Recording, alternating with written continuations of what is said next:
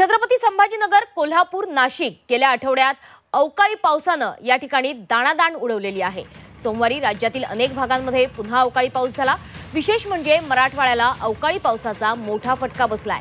जालना, बीड, परभणी, छत्रपती संभाजीनगर या जिल्ह्यांमध्ये सोसाट्याच्या वाऱ्यासह दुपारी जोरदार पाऊस झाला। जालना जिल्ह्यात भाटेपुरी इथे वीज पडून एका तरुणाचा मृत्यूही झालाय। मराठवाड्यातील अनेक जिल्ह्यांमध्ये वीज पडून जनावरं दगावली आहेत। तिकडे कोल्हापूर, नाशिक आणि बुलढाण्यालाही पावसानं झोडपून काढलंय। हजारो हेक्टरवरचा कांदा, आंबा, डाळिंब या पिकांचं नुकसान झालंय। नाशिक जिल्ह्यातील हजारो हेक्टरवरील कांदा, आंबा, डाळिंब ही पिकं मातीमोल झालेली आहेत।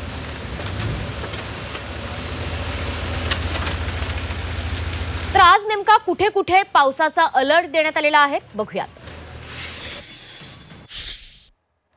तर आपण बघतो आहोत की महाराष्ट्राच्या अनेक भागांमध्ये येलो अलर्ट जारी करण्यात आलाय। मुंबई, ठाणे, रायगड, रत्नागिरी, सिंधुदुर्ग, नाशिक, छत्रपती संभाजीनगर आणि लातूर या ठिकाणी येलो अलर्ट घोषित करण्यात आलाय। त्यासोबतच बुलढाणा, अकोला, वाशिम, अमरावती, यवतमाळ, भंडारा या ठिकाणी सुद्धा येलो अलर्ट आहे।